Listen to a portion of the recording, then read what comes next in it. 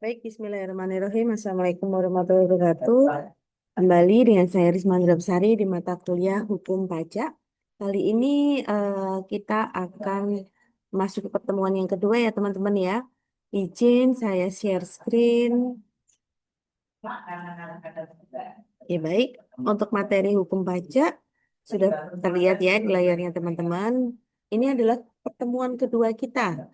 Setelah kita kemarin di awal di pertemuan pertama membahas mengenai filsafah dasar hukum mengenai hukum pajak yang ada di Indonesia. Nah, apa sih tujuan pembelajaran dari pertemuan kita yang kedua, yakni dengan eh, materi pengelompokan dan tarif pajak? Pada pertemuan kali ini diharapkan mahasiswa dapat memahami pengelompokan pajak dan tarif pajak serta mahasiswa dapat menganalisis tarif pajak. Di sini nanti materinya akan saya bagi dua materi, yakni pengelompokan pajak itu seperti apa, lalu tarif pajaknya itu seperti apa. Baik, saya lanjutkan. Pengelompokan jenis pajak. Nah, di sini pajak itu bisa kita kelompokkan menjadi dua ya, yakni jenis pajak langsung dan jenis pajak tidak langsung. Nah, itu adalah pengelompokan berdasarkan pihak yang menanggung. Jadi pihak yang menanggung di sini adalah ada dua, yakni pajak langsung dan pajak tidak langsung. Kalau pajak langsung itu adalah pajak yang bebannya harus ditanggung oleh si WP yang bersangkutan dan tidak dapat dialihkan ke pihak lain.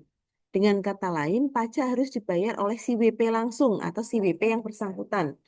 Contohnya, misal pajak penghasilan. Pajak penghasilan itu kan pribadi ya, jadi itu harus dibayar oleh WP secara langsung. Atau PBB, nah, pajak bumi dan bangunan. Itu juga terkait dengan satu nama si wajib pajak yang ada di bukti pemotongan PBB. Selanjutnya adalah pajak tidak langsung. Nah, pajak tidak langsung ini adalah pajak yang bebannya dapat dialihkan kepada pihak lain. Dengan kata lain, pembayarannya itu dapat diwakilkan dengan pihak yang lain. Nah, pajak tidak langsung ini memiliki surat ketetapan pajak atau SKP, sehingga penanganannya pun dilakukan secara berkala, melainkan berkaitan dengan tindakan atau atas kejadian.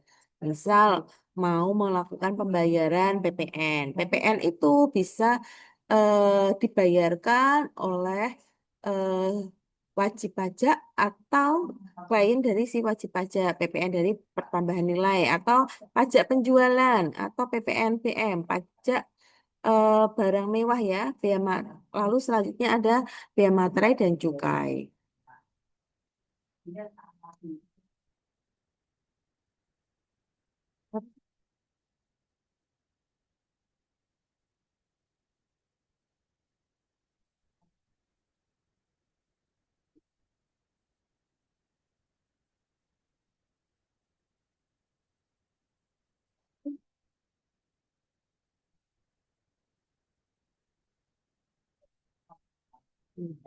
Pengelompokan jenis pajak, pengelompokan jenis pajak.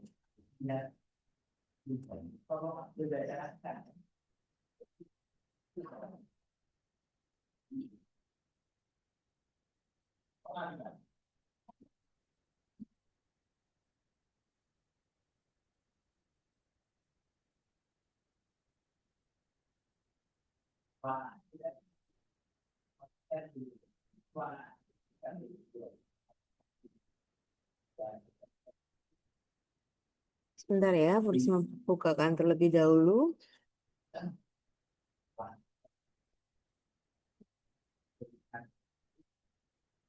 Oke, ya di sini. Selanjutnya, kalau kita meruntut berdasarkan sifatnya, pajak sendiri itu terdiri dari dua macam, yaitu pajak subjektif dan pajak objektif. Tadi kalau yang pertama berdasarkan pihak yang menanggung ada pajak langsung dan pajak tidak langsung. Kalau berdasarkan sifat adalah pajak subjektif dan pajak objektif. Di mana pajak subjektif itu pengenaan pajak dengan mencermati keadaan pribadi atau subjeknya. Subjeknya ini adalah wajib pajaknya. Nah, sesudah diketahui keadaan subjeknya seperti apa, selanjutnya dicermati keadaan objektifnya sesuai dengan apakah pajak yang dikenakan itu sesuai atau tidak, ya. Misalnya di sini perhitungan PPh. Nah, kita bisa melihat jumlah tanggungan yang dapat mengurangi jumlah pajak yang harus dibayar berapa. Berarti kita cek di sini. Kan ada ini ya, ada kawin, anaknya belum punya anak atau K0 atau TK. Berarti kalau TK cuma 54 juta. Kalau kawin anaknya satu berarti 54 juta ditambah dengan istrinya 4,5 ditambah dengan istrinya lagi 4,5. Ya, itu adalah tarifnya. Berarti kita menghitung berdasarkan si subjek pajaknya tadi, si keadaan dari WP-nya tadi, apakah WP tersebut sudah menikah dan memiliki anak atau masih menikah belum memiliki anak atau belum menikah. Nah, selanjutnya pajak objektif. Kalau pajak objektif ini adalah pengenaan pajak dengan mencermati objeknya, baik berupa keadaannya, perbuatannya, serta peristiwa yang mengakibatkan timbulnya kewajiban membayar pajak oleh si WP.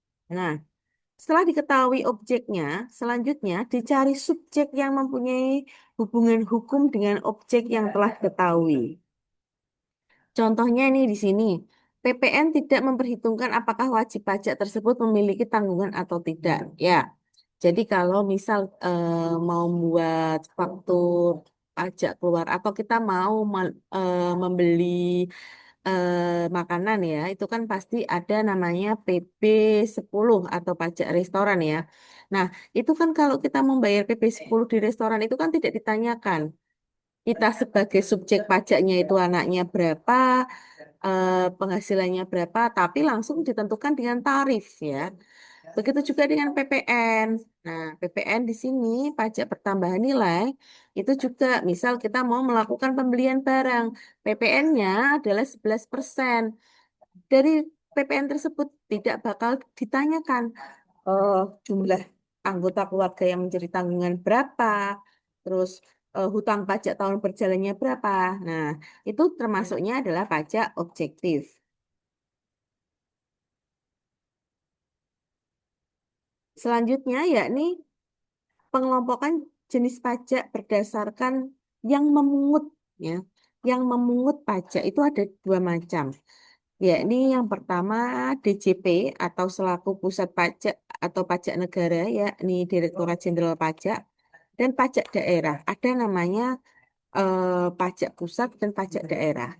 Kalau pajak pusat itu yang terkait dengan DJP atau Dirjen Pajak itu biasanya terkait dengan pajak penghasilan, pajak pertambahan nilai, pajak penjualan atas barang mewah, bea materai, dan pajak bumi bangunan. Nah, kalau pajak daerah itu pajak yang dipungut oleh pemerintah daerah yang nantinya dana dari pemungutan pajak tersebut akan digunakan untuk membiayai penyelenggaraan pemerintahan daerah untuk misal melakukan pembangunan.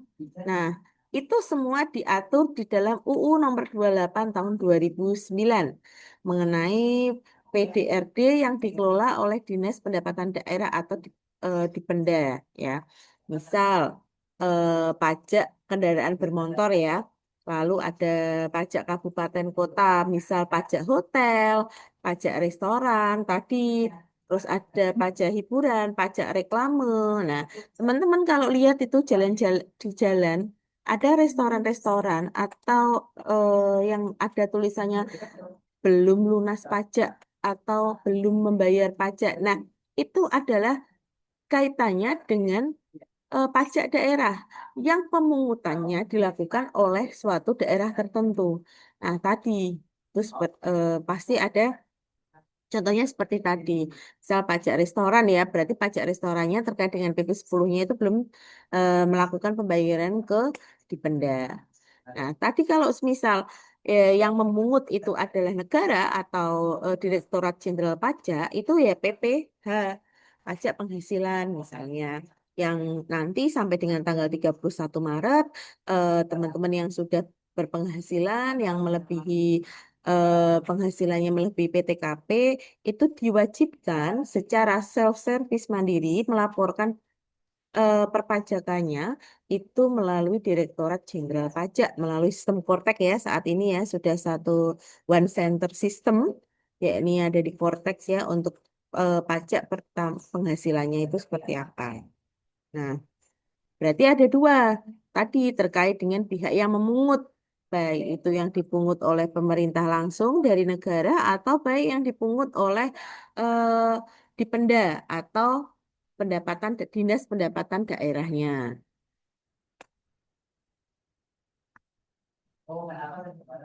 Oke. Selanjutnya, tarif tarif dasar pengenaan pajak. Tarif dasar pengenaan pajak. Apa sih tarif dasar? Seringkali kita mendengar bahwa ada, oh, tarifnya untuk PPN itu 11%. Apa sih sebenarnya yang dimaksud dengan tarif? Nah, tarif itu merupakan dasar pengenaan pajak pada objek pajak ya. Pada objek pajak ya, tarif itu merupakan dasar pengenaan pajak pada objek pajak eh, pada objek pajak yang menjadi tanggungannya. Nah, tarif pajak ini umumnya berupa presentase atau persenan ya. Misal tadi ada 5%, ada 15, 30 ya.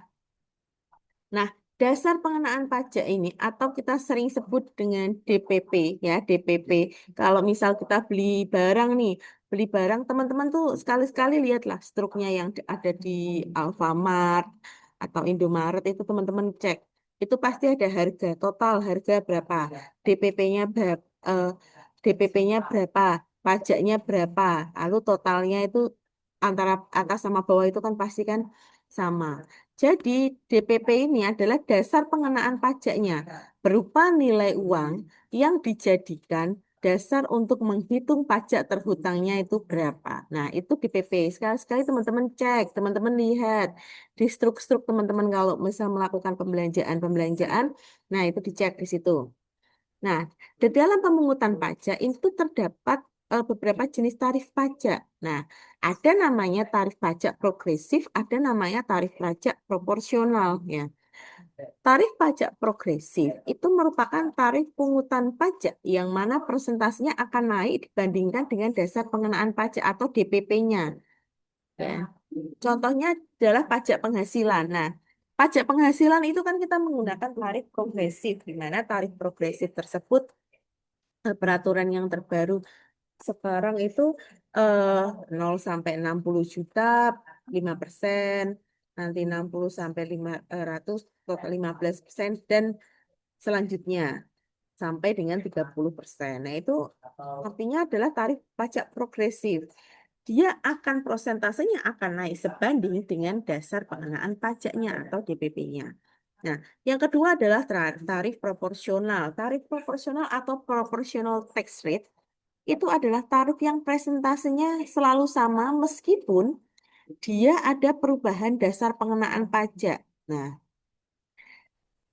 pajak pertambahan nilai itu kan sekarang 12% kalau kita masukkan di sistemnya Kortek. Tapi kita menghitungnya bukan menggunakan nilai DPP pada saat kita melakukan penjualan dengan barang tersebut, tetapi kita menggunakan DPP nilai lainnya. Ya, itu nominalnya adalah 11%. Berarti kita masih mengikut tarif yang 11%. Itu tarifnya langsung sudah ditentukan. Itu berarti adalah tarif proporsional. Ya. Atau PBB, pajak bumi dan bangunan itu 0,5%. Eh, berapapun objeknya, misal 500 juta, berarti langsung dikalikan dengan nilai NJUP TKP-nya. Ya, itu terkait dengan tarif proporsional.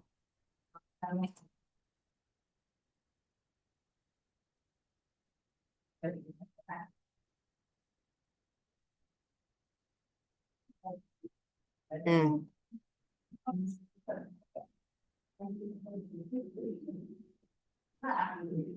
selanjutnya adalah kita membahas, oh ini, ada selanjutnya adalah tarif degresif atau aggressive tax rate. Nah, tax degresif ini adalah kebalikan dari tarif progresif. Ya, persentase tarif pajak ini akan semakin rendah ketika dasar pengenaan pajaknya ini semakin meningkat. Jadi, tarifnya semakin rendah, ketika DPP-nya itu lebih tinggi atau naik ya. Itu adalah tarif degresif. Nih.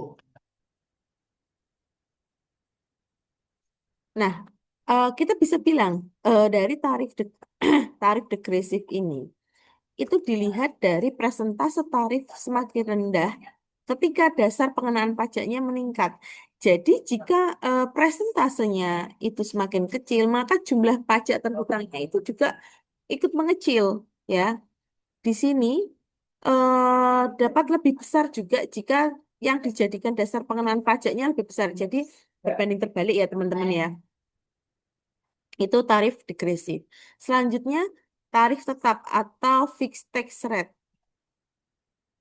Tarif pajak yang nominalnya tetap tanpa memperhatikan jumlah yang dijadikan DPP. DPP tadi apa? Dasar pengenaan pajak ya. Nah, tarif pajak ini juga selalu tetap sesuai dengan peraturan yang telah berlaku. Nah, misal kita beli ini biaya materai, nominalnya tetap nih 10.000, 10.000, 10.000 harganya ya. Dulu 6.000, sekarang 10.000. Nah, itu tetap. Terus selanjutnya adalah tarif ad valorem. Nah, tarif ini ditetapkan oleh pemungut yang dikenakan berdasarkan pada presentase harga barang. Nah, ini mengarah pada undang-undang kepabean ya, pasal 12 mengenai tarif ad valorem baik bea masuk paling tinggi itu ditetapkan ya, itu 40% dari nilai pabeannya, itu paling tinggi. Nah, nanti tarifnya itu berbeda-beda. Itu namanya tarif ad valorem, itu diatur dalam Undang-Undang Kepabeanan pasal 12 ya. Selanjutnya adalah tarif spesifik. Tarif spesifik ini tarif yang dikenakan berdasarkan dengan hasil mengalihkan jumlah suatu barang dengan tarif pembebanan bea masuk. Itu tarif spesifik ya. Tuh. Perhitungan dalam tarif spesifik ini dilakukan dengan cara dia akan mengalihkan jumlah satuan barangnya itu berapa, lalu eh, dikalikan dengan tarif bea masuk. Nah, artinya apa? Artinya di sini dalam tarif spesifik itu akan dijabarkan nanti perhitungannya di dalam tarif bea masuknya berapa, yang harus dibayar persatuan barangnya itu berapa. Nah, itu terkait dengan tarif spesifik.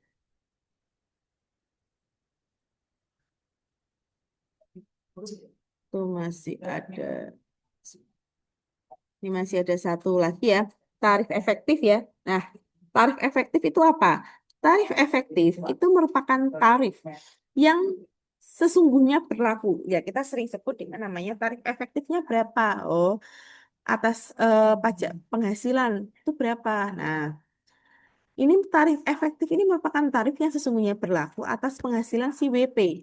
Nah, penghasilan kena pajak tertanggung pada kebutuhan perusahaan itu melihat beban tarifnya. Tarif pajak efektifnya umumnya itu berupa persentase juga. Jadi kalau kita berbicara mengenai perpajakan, biasanya kita caranya untuk menentukan jumlah tarifnya itu berdasarkan dengan presentasenya itu berapa. Hmm. Oke, saya lanjut ya. Nah, selanjutnya kita akan membahas mengenai pajak penghasilan PPh satu ya. Pasti di pengantar perpajakan atau perpajakan sebelumnya, sebelumnya kan teman-teman sudah mendapatkan, karena teman-teman sudah mendapatkan materi hukum pajak ya, sudah dijelaskan apa itu PPh satu, PPh tiga, PPh dua, PPh 4 ayat pasal 4 ayat 2, PPh 25, 29 itu sudah dijelaskan. Nah, sekarang Bu Risma mau mereview saja mengenai PPh satu. Nah, PPh satu itu merupakan pajak atas penghasilan, baik itu penghasilannya berupa upah, baik penghasilannya berupa gaji, baik penghasilannya berupa apa namanya, tunjangan pembayaran dan lain-lain. Ini eh,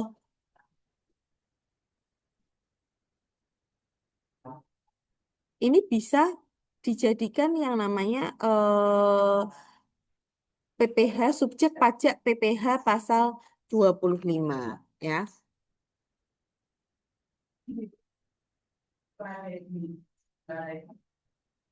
Nah, objeknya apa saja PPh pasal 25? Objek dari PPh pasal 25 itu adalah eh, penghasilan yang diterima atau diperoleh pegawai tetap. Lalu eh, penghasilan yang diterima diperoleh dari penerima industri atau penghasilan yang sehubungan dengan pemutus hubungan kerja.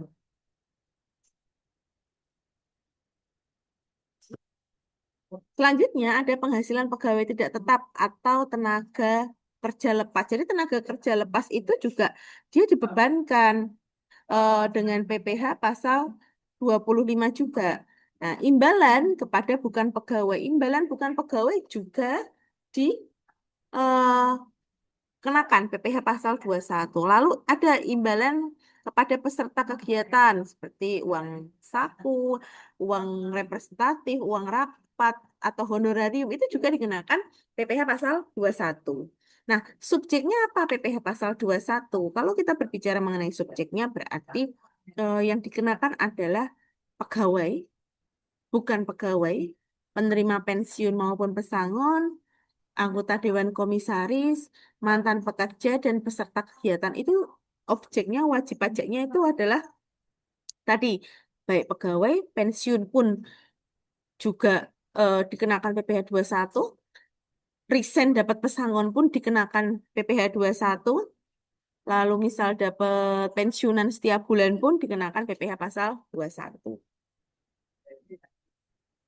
Nih.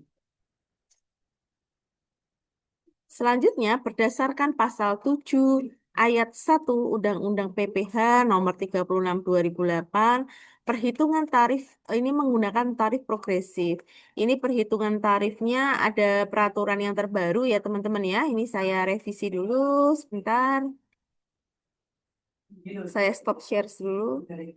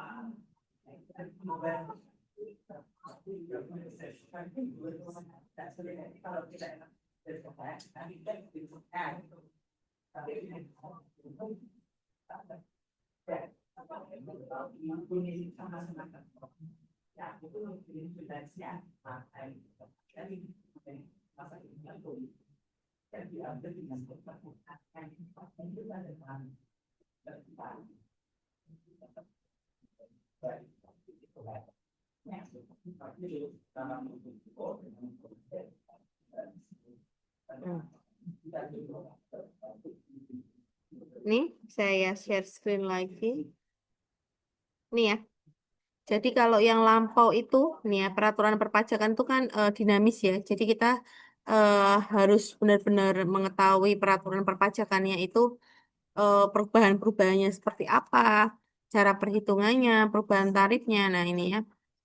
Kalau menurut pasal 7 tahun Undang-Undang Nomor 36 tahun 2008 itu masih sampai 50 juta itu dikenakan pajaknya 5%. Tapi sudah direvisi, sudah ada revisiannya, itu ada di Undang-Undang Nomor 7 Tahun 2021 ya. Ini jadi Bu Risma berikan tambahan revisi nih ya. Revisi di Undang-Undang Pasal 7 Undang-Undang PPH, Undang-Undang PPH ya. PPH nih ya. Nah, untuk 5% itu 60 juta. Untuk penghasilan di atas 60 sampai 250 juta itu kena 15%. Penghasilan di atas 250 sampai 500 kenanya berapa? 25%. Sedangkan penghasilan di atas 500 juta per tahun itu dikenakan tarifnya adalah 30%. Nah, untuk wajib pajak yang tidak memiliki NPWP itu malah potongannya lebih tinggi. Berapa? 20%. Nah, berarti lebih mengerikan ya kalau teman-teman memang syarat menjadi wajib pajak yang sudah terdaftar dan memiliki NPWP, tapi teman-teman tidak memiliki NPWP dengan sengaja. Nah, ini tarif dasar pengenaannya itu malah lebih tinggi 20%. Jadi kalau 20 di sini 5% ya jadinya 25% karena tidak memiliki NPWP. Berarti memang lebih diuntungkan dengan menggunakan NPWP, tetapi kita juga harus melaporkan kewajiban-kewajiban kita sebagai wajib pajak. Ya, salah satunya ya ini pemenuhan SPT tahunan wajib pajak orang pribadi. Nah, selanjutnya PPh pasal 2. PPh pasal 22. PPh pasal PPh pasal 22 itu merupakan pajak penghasilan yang digunakan pada badan usaha tertentu baik itu milik swasta maupun milik pemerintah, di mana itu berkaitan dengan aktivitas ekspor, impor, atau reimpor ya. Jadi di pasal 21 tadi kita berbicara mengenai pajak penghasilan, kalau di PPh pasal 22 kita berbicara mengenai aktivitas perdagangan ekspor, impor, dan reimpor. Nah, di sini objeknya siapa? Kalau kita merujuk pada PMK nomor 34 garing PMK 010 tahun 2017. Objeknya adalah impor barang dan ekspor barang komoditi tambang. Nah, pembayaran atas pembelian barang yang dilakukan oleh bendahara pemerintah KPA itu dikenakan objek pajak PPh pasal 22. Selanjutnya pembayaran atas pembelian barang atau bahan-bahan untuk keperluan kegiatan usaha atau BUMN itu dikenakan objek pajaknya pasal 22. Penjualan bahan bakar minyak, gas, pelumas, atau produsen importir itu juga dikenakan PPh pasal 22. Ya, di sini PPh pasal 22. Selanjutnya, subjek pemotongan dari PPh pasal 22. Nah, ini tadi ya subjeknya sudah ada ekspor, impor, dan reimpor. Selanjutnya kita membahas PPh pasal 23. PPh pasal 23 itu adalah pihak atau subjek yang memungut atau memotong jenis PPh pasal 23 itu dibagi menjadi dua, di mana ada badan, ada yang memotong itu badan, ada yang memotong itu WP. Nah, kalau yang memotong itu badan berarti terkait dengan badan pemerintah. Lalu ada subjek pajak dalam negeri itu apa, kegiatan usahanya itu apa, lalu bentuk penyelenggaraannya itu apa. 12, 16. Itu adalah pemotong PPh 23 dalam bentuk badan. Bisa juga pemotong PPh pasal 23 oleh wajib pajak orang pribadi. Di sini wajib pajak orang pribadi dalam negeri hanya memotong PPh 23 atas sewa saja. Jadi kalau misal teman-teman nyewa apa ya biasanya yang ada nyewa mobil rental ya. Nah, itu pasti ada pemotongan atas PPh pasal 23-nya atas jasa sewa. Nah, biasanya kalau teman-teman nanti dikasih faktur pajak, dikasih invoice-nya, ada fakturnya dan macam-macam, itu nanti teman-teman sudah dipotongkan PPh pasal 23 lah. Biasanya kalau yang seperti itu, yang memiliki seperti itu kan orang-orang pribadi, dia sudah langsung memotong. Si WP ini, seorang pribadi ini, boleh memotong eh, wajib pajak hanya untuk pemotongan sewanya saja. Tarifnya berapa di sini? Besaran tarifnya adalah 15% dari DPP. Ini pajak dividen, royalti, terus penghargaan.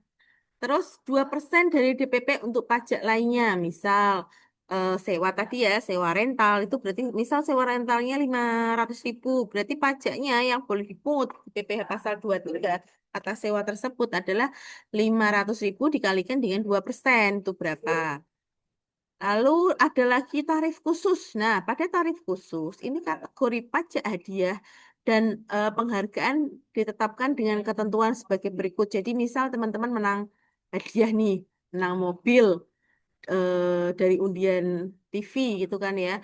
Nah, teman-teman nanti akan dikenakan pajak 25% dari DPP, dasar pengenaan pajaknya itu berapa. Jika undian tersebut dianggap sebagai